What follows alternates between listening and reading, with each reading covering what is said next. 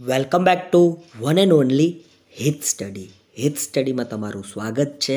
આજનો આપણો પ્રશ્ન છે, શિક્ષણમાં સહાયક સામગ્રીનો ઉપયોગ શા માટે કરવામાં આવે છે?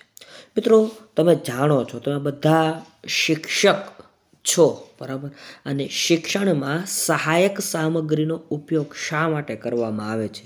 તો શિક્ષણને સ્વાભાવિક અને અત્યંત ઉપયોગી બનાવવા માટે શૈક્ષણિક સાધન સામગ્રી, જેના આપણે સહાયક સામગ્રી તરીકે ઉપયોગમાં લેતા હોઈએ છીએ, તો એ શિક્ષણને સ્વાભાવિક અને અત્યંત ઉપયોગી બનાવવા માટે ભાઈ વાપરવામાં આવે છે.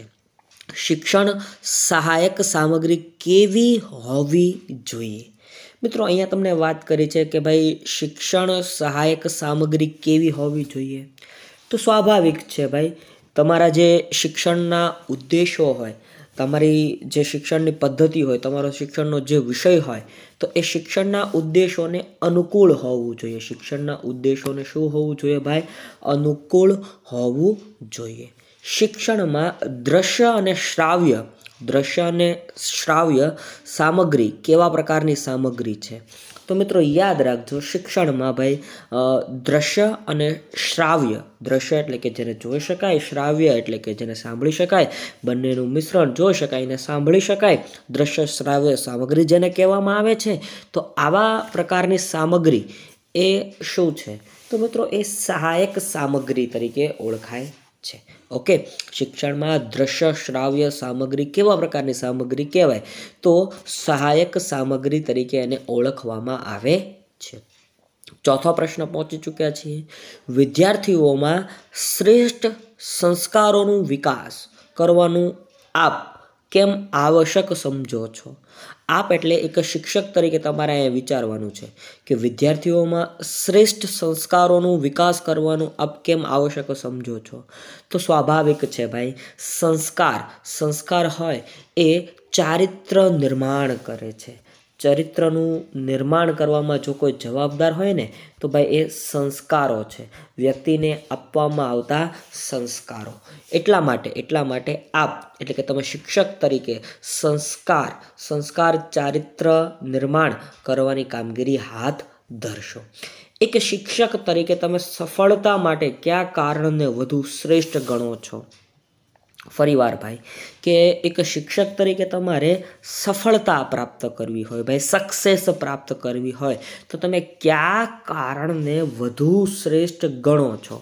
તો યાદ રાખજો, મધુર વાણી, મીઠી વાણી અને ભાષા પર અધિકાર. તમારી મીઠી વાણી હશે, મધુર ભાષા હશે, તો તમને શું મળશે ભાઈ? તમને સફળતા અવશ્ય ને અવશ્ય મળશે. તમને એટલે કે વિદ્યાર્થીને એ સફળતા મેળવવાની વાત જોવા મળે છે. તમારા વર્ગના કોઈ બાળકે ચોરી કરી છે, ભવિષ્યમાં તે આવું ન કરે તે માટે તમે શું કરશો? ભાઈ બાળકો અવનવા પ્રકારના જોવા મળતા હોય છે ભાઈ, બરાબર?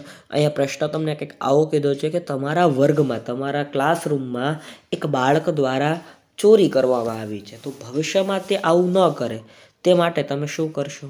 તો તમે બિલકુલ તટસ્થ રહેશો? ના મિત્રો. ચોરી કરવાના કારણે તમે તેને ચોર કહીને બોલાવશો? ના મિત્રો, આવું તો બિલકુલ ન કહી શકાય. ચોરી કરવા બદલ એને ધમકાવશો? ના મિત્રો, આવું પણ ન કહી શકાય. એને પ્રેમપૂર્વક સમજાવી ભવિષ્યમાં ચોરી ન કરવા સમજાવશો. એટલે કે D option is right answer in this question. એને પ્રેમપૂર્વક, ભાઈ પ્રેમથી સમજાવવામાં આવે છે ભાઈ એને, બરાબર? કે ભાઈ ભવિષ્યમાં આવી ચોરી જેવી ખરાબ પ્રવૃત્તિ હવે તું ન કરતો. ઓકે, ચાલો આગળ વધીએ.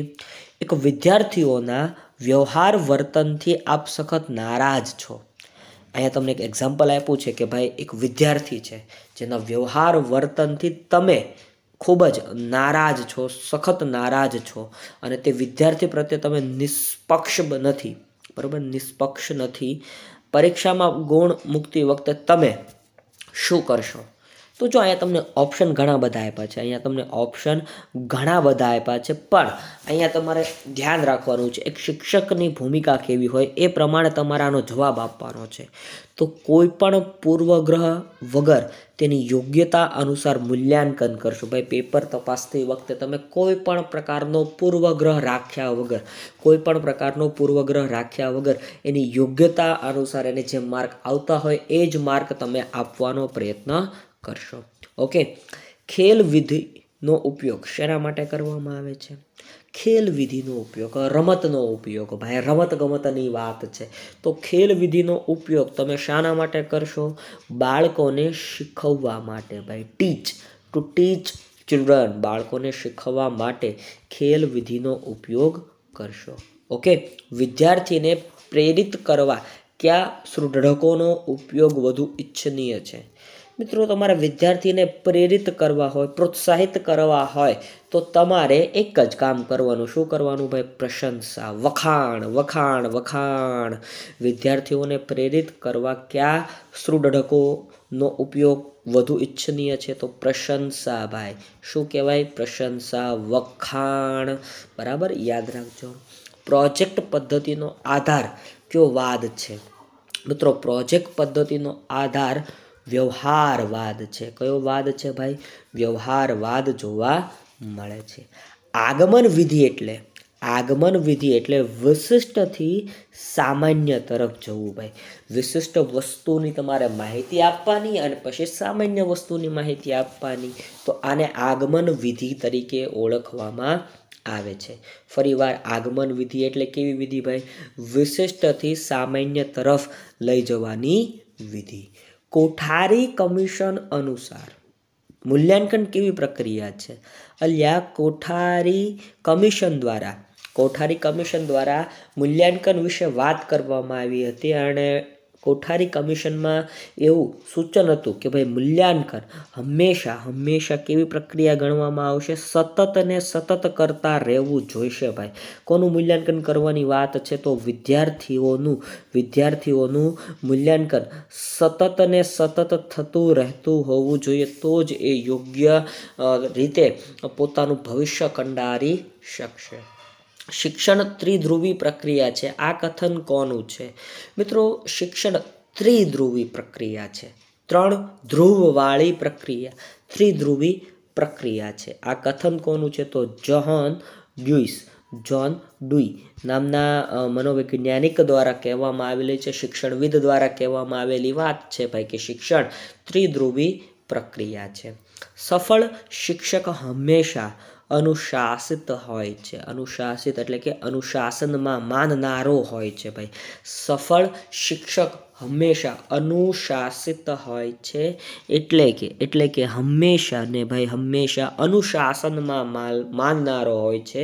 બરાબર, અનુશાસનમાં માનનારા હોય એટલે સમયસર આવી જતા હોય છે, સમયસર પોતાનો લેક્ચર શરૂ કરી દેતા હોય છે. અનુશાસન, સમયસર કામગીરી કરવાવાળા હોય છે.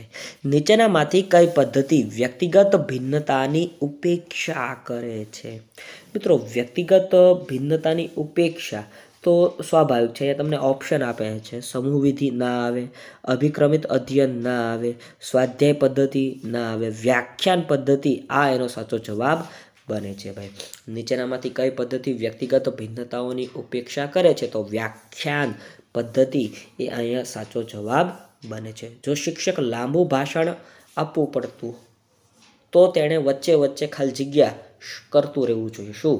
તો ભાઈ શિક્ષકે જો લાંબુ ભાષણ આપવાનું હોય ને તો વચ્ચે ભાઈ એણે પ્રશ્નો પૂછવા જોઈએ. ભાઈ વિદ્યાર્થીઓને અમુક પ્રશ્નો પૂછતા રહેવા જોઈએ, જેથી કરીને વિદ્યાર્થીને કંટાળો ન આવે. ભાઈ અને સ્વાભાવિક છે ભાઈ, બાળક બુદ્ધિ હોય, કંટાળો આવવાની સંભાવના વધી જતી હોય છે. એટલા માટે ભાઈ વિદ્યાર્થીને વારંવાર પ્રશ્નો પૂછતા રહેવા જોઈએ. વર્તમાનમાં અધ્યયનની સૌથી પ્રભાવિત પદ્ધતિ કઈ છે?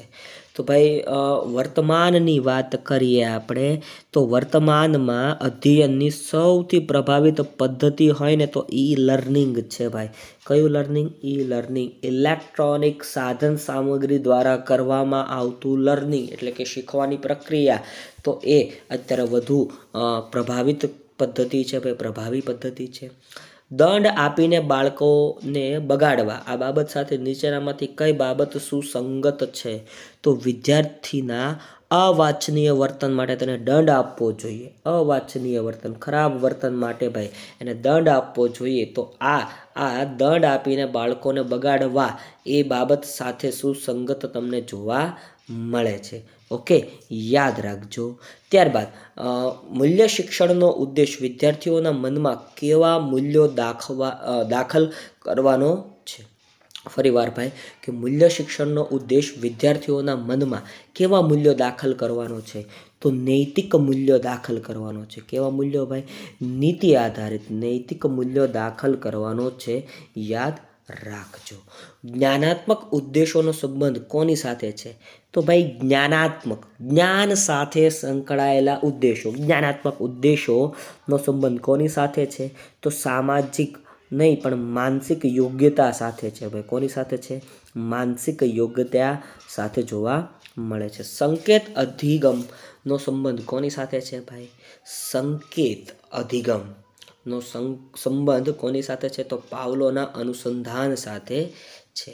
ઓકે, સંકેત અધિગમનો સંબંધ કોની સાથે છે? પાવલોના અનુસંધાન સાથે તમને અહીંયા જોવા મળે છે. બાળક પ્રત્યેનો માતાનો સ્થાયી ભાવ કયો છે? તો બાળક પ્રત્યેનો માતાનો સ્થાયી ભાવ છે ભાઈ પ્રેમ. કારણ કે માતા બાળકને અવિરત પ્રેમ કરતી હોય છે. બાળક અને માતા વચ્ચેનો પ્રેમ, બરાબર, તેની વાત હતી. ત્યારબાદ બાળકોમાં સચ્ચાઈના ગુણનો વિકાસ કરવા માટે કયું સૌથી વધુ ઉપયુક્ત છે? અહીંયા તમને આપ્યું છે ભાઈ. એક શિક્ષક તરીકે બાળકોમાં તમારે હંમેશા સાચું બોલવું જોઈએ, સચ્ચાઈના ગુણનો વિકાસ કરવો જોઈએ એવું ઉપયુક્ત કયું છે? તો શિક્ષક તરીકે કાયમ સખ્તાઈથી સત્યનું પાલન કરવું તમારે, એટલે કે ખુદ શિક્ષકને પણ હંમેશા સત્યને વળગીને રહેવું ભાઈ, બરાબર. તો એક શિક્ષક તરીકેની ફરજ પણ તમને અહીંયા કહેવામાં આવેલી છે. એનું કારણ છે કે જો તમે એક શિક્ષક સચ્ચાઈનું પાલન કરશે તો વિદ્યાર્થી પણ સચ્ચાઈનું પાલન ઓટોમેટિક કરશે ભાઈ. ઓકે, એટલા માટે તમને એ અહીં વિધાન સ્વરૂપે અહીં પ્રસ્તુત કરેલું જોવા મળે છે. શિક્ષકે નવા એકમનો આરંભ કેવી રીતે કરવો જોઈએ? મિત્રો, શિક્ષકે કોઈ નવું એકમ શરૂ કરવું હોય, કોઈ નવો પાઠ શરૂ કરવો હોય તો કઈ રીતે કરી શકાય? તો ઉપયુક્ત ત્રણેય દ્વારા અથવા કોઈ પણ એક દ્વારા પણ કરી શકાય. જો વાર્તા દ્વારા પણ તમે નવા પાઠની શરૂઆત કરી શકો, કવિતા દ્વારા પણ તમે નવા પાઠની શરૂઆત કરી શકો, ચિત્ર બનાવીને પણ તમે કોઈ નવા પાઠની શરૂઆત કરી શકો. એટલે કે ઉપયુક્ત ત્રણે ત્રણ અહીં સાચા જવાબ બને છે. રાષ્ટ્રીય એકતાની ભાવનાનો વિકાસ કેવા પ્રકારનો ઉદ્દેશ છે? તો મિત્રો, રાષ્ટ્રીય એકતાની ભાવનાનો વિકાસ એ કેવા પ્રકારના ઉદ્દેશ છે? શૈક્ષણિક ઉદ્દેશ છે. કેવો ઉદ્દેશ છે ભાઈ? ફરીવાર શૈક્ષણિક ઉદ્દેશ જોવા મળે છે. રાષ્ટ્રીય એકતાની ભાવનાનો વિકાસ એ કેવા પ્રકારનો ઉદ્દેશ છે? તો શૈક્ષણિક ઉદ્દેશ જોવા મળે છે. આગમન નિગમન વિધિ સામાન્ય રીતે શેમાં વપરાય છે? તો ઉપરના તમામ માટે આગમન નિગમન વિધિ વાપરવામાં આવે છે. ગણિત શિક્ષણમાં આગમન નિગમન વિધિ હોય, વિજ્ઞાન શિક્ષણમાં પણ આગમન નિગમન વિધિ હોય છે. વ્યાકરણ શિક્ષણમાં તમે વ્યાકરણનું શિક્ષણ આપતા હો તો પણ આગમન નિગમનની વિધિ જોવા મળે છે. પ્રોજેક્ટ પદ્ધતિની સૌથી ઉત્તમ બાબત કઈ છે? તો વૈજ્ઞાનિક રીતે આ પદ્ધતિ દ્વારા શિક્ષણ આપવામાં આવે છે. વૈજ્ઞાનિક રીતે આ પદ્ધતિ દ્વારા શિક્ષણ આપવામાં આવે છે.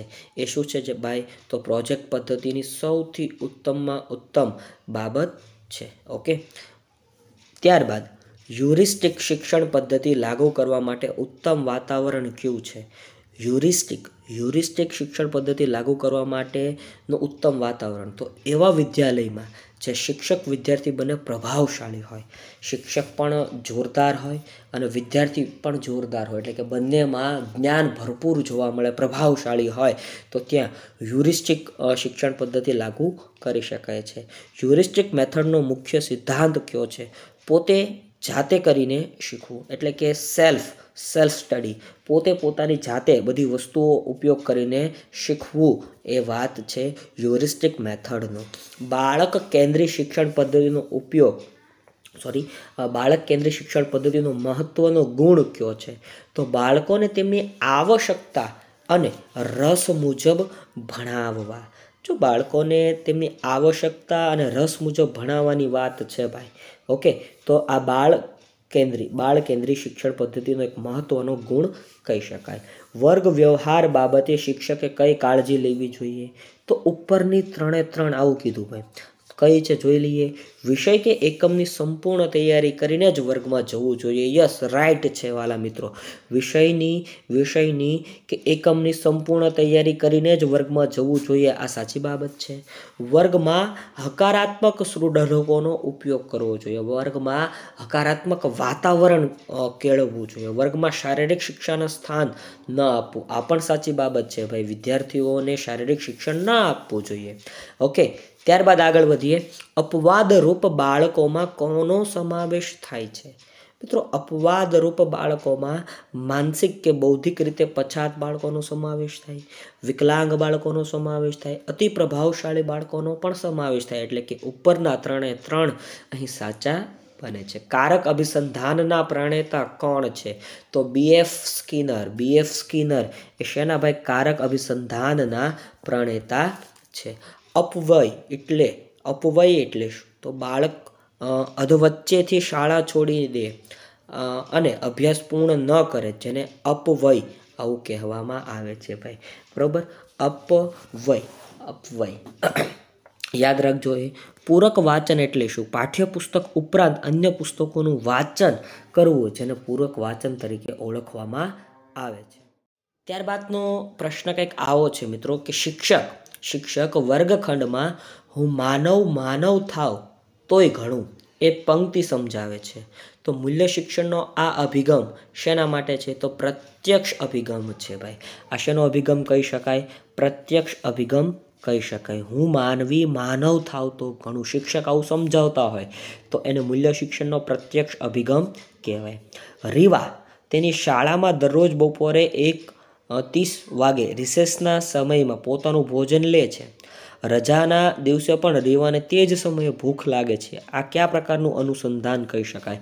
તો મિત્રો, આ શાસ્ત્રીય અભિસંધાન થઈ ગયું ભાઈ. બરોબર, એનું કારણ છે કારણ કે 1:30 દરરોજ જો એને ભૂખ લાગતી હોય તો સ્વાભાવિક છે, રજાનો દિવસ હોય, રવિવારનો દિવસ હોય કે કોઈ પણ દિવસ હોય, એને 1:30 બરોબર 1:30 એ બેનને ભૂખ લાગશે, કારણ કે એ શાસ્ત્રીય અભિસંધાન છે ભાઈ. ઓકે, પાવલોનો તમે અભિસંધાન ભણ્યા હશો તો તમને યાદ પણ હશે જ વાલા મિત્રો. વિદ્યાર્થીઓની અધ્યયન મુશ્કેલીઓ દૂર કરવા તમે શું કરશો? તો કઠિન મુદ્દાઓ માટે કઠિન મુદ્દાઓ હોય, અઘરા મુદ્દાઓ હોય, એના માટે ઉપચારાત્મક શિક્ષણ કરીશ. બરોબર, શિક્ષણ કરીશ એ સાચો જવાબ બને છે. મેધાવી બુદ્ધિઆંક ધરાવતા બાળકોનો બુદ્ધિઆંક કેટલો હોય છે?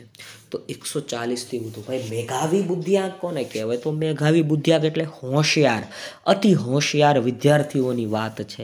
તો મેધાવી બુદ્ધિઆંક ધરાવતા બાળકોનો બુદ્ધિઆંક કેટલો હોય છે? 140થી પણ વધુ જોવા મળે છે. પરિપક્વતાથી બાળકનો ખાલી જગ્યા થાય છે જ્યારે શિક્ષણ કે તાલીમ ખાલી જગ્યા આવે છે.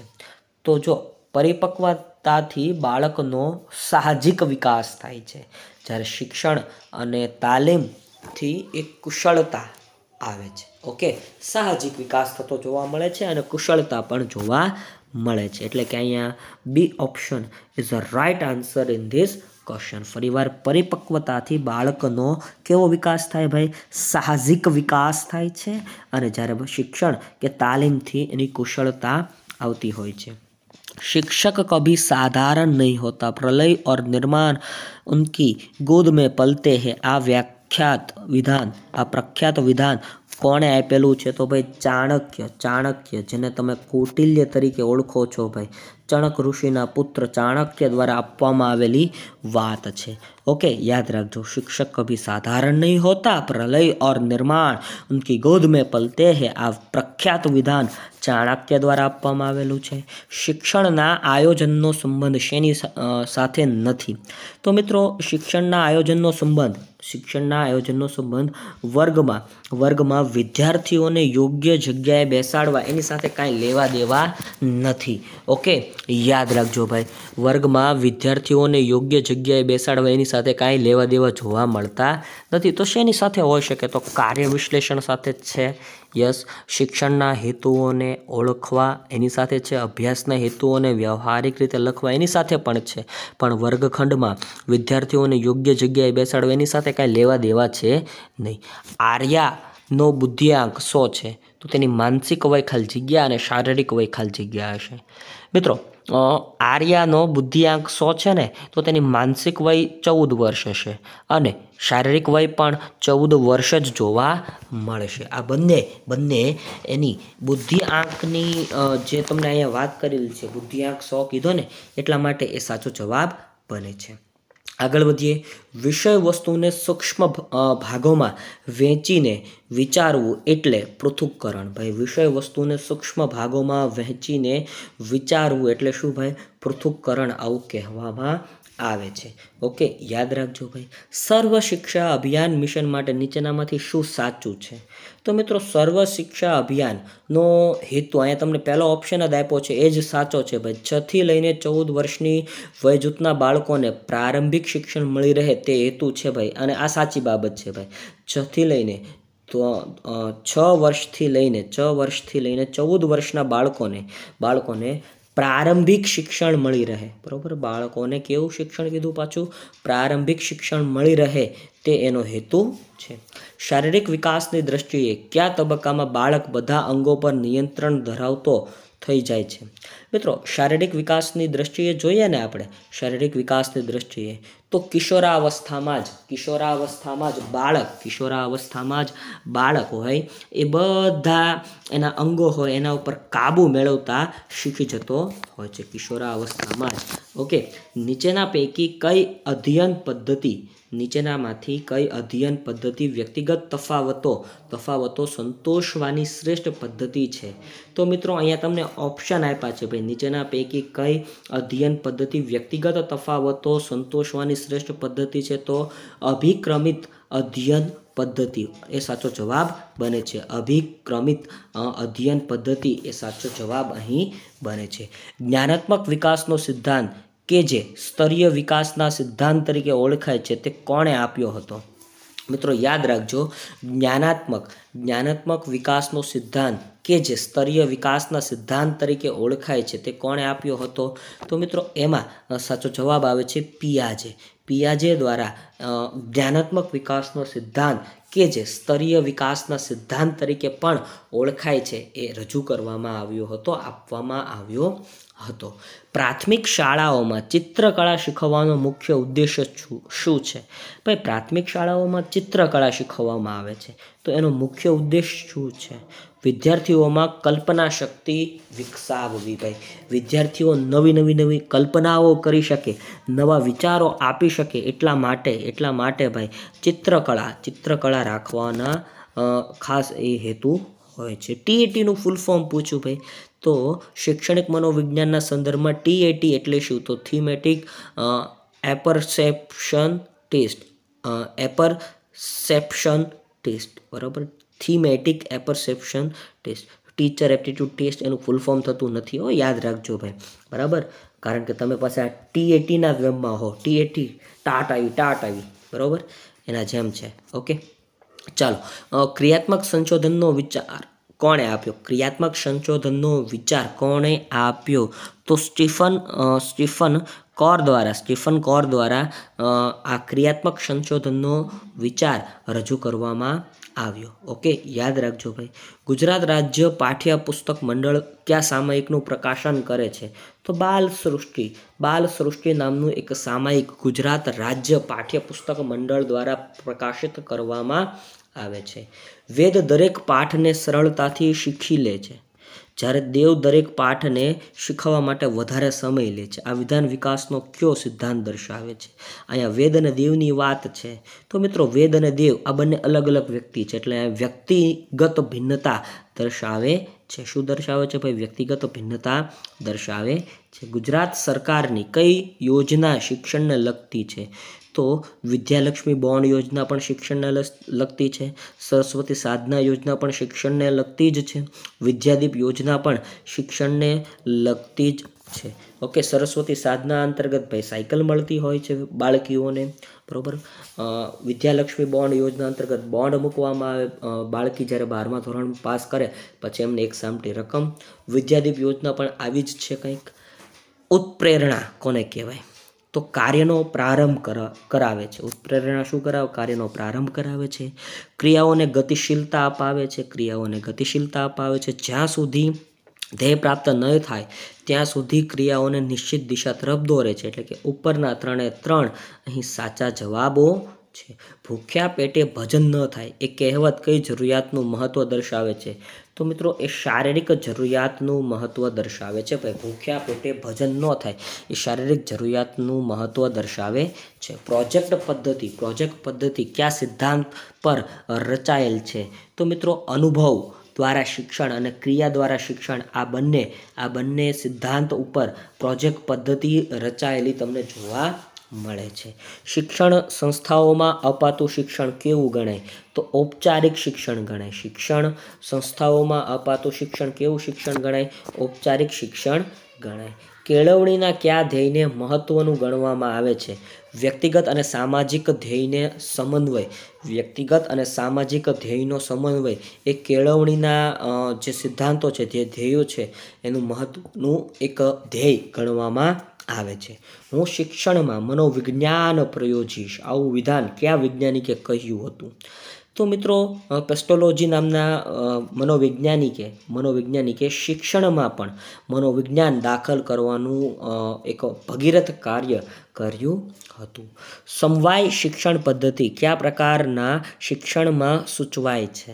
મિત્રો બુનિયાદી શિક્ષણ પદ્ધતિમાં સમવાય શિક્ષણ પદ્ધતિ દાખલ કરવામાં આવેલી છે. વિદ્યાર્થીને શું શીખવવું તે ફિલસૂફી જણાવે છે, પરંતુ વિદ્યાર્થીને કઈ રીતે શીખવવું તે શું બતાવે છે ભાઈ? એ મનોવિજ્ઞાન દર્શાવે છે. ભાઈ વિદ્યાર્થીને શું શીખવવું ને એક ફિલસૂફી છે, પરંતુ વિદ્યાર્થીને કઈ રીતે શીખવવું ને એ એક મનોવિજ્ઞાન છે. ઓકે, યાદ રાખજો. મનોવિજ્ઞાન શાનું વિજ્ઞાન છે? તો મનનું વિજ્ઞાન છે, કે આત્માનું, કે ચેતનનું, કે વર્તનનું? તો યાદ રાખજો વર્તનનું વિજ્ઞાન છે. મનોવિજ્ઞાન વર્તનનું વિજ્ઞાન છે. ઓકે, ત્યારબાદ આગળ વધીએ. કિશોરાવસ્થામાં નીચેનામાંથી કઈ વૃત્તિ પ્રબળ હોય છે? તો સંગ્રહ વૃત્તિ.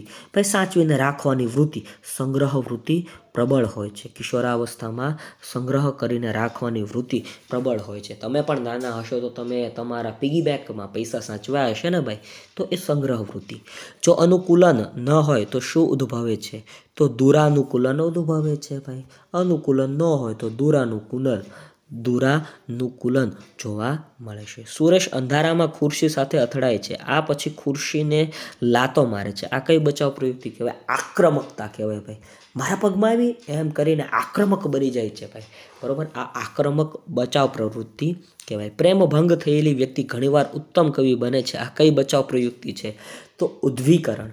ભાઈ પ્રેમમાં થયેલો ઘાયલ ઉત્તમ કવિ પણ બની શકતો હોય, તો આ ઉદ્દીકરણ પદ્ધતિ કહેવામાં આવે છે. ફિલ્મમાં હીરો વિલનને મારે છે ત્યારે જોઈ નરેશ પોતે મારે છે એવી ખુશી અનુભવે છે, તો આ કઈ બચાવ પ્રવૃત્તિ કહેવાય? તો આને તાદાત્મક બચાવ પ્રવૃત્તિ કહેવાય. ભાઈ તાદાત્મક, એ પોતે જ હીરો છે એવું માની લેવું, તાદાત્મક બચાવ પ્રવૃત્તિ. બુદ્ધિમાપનના પિતા કોણ ગણાય છે?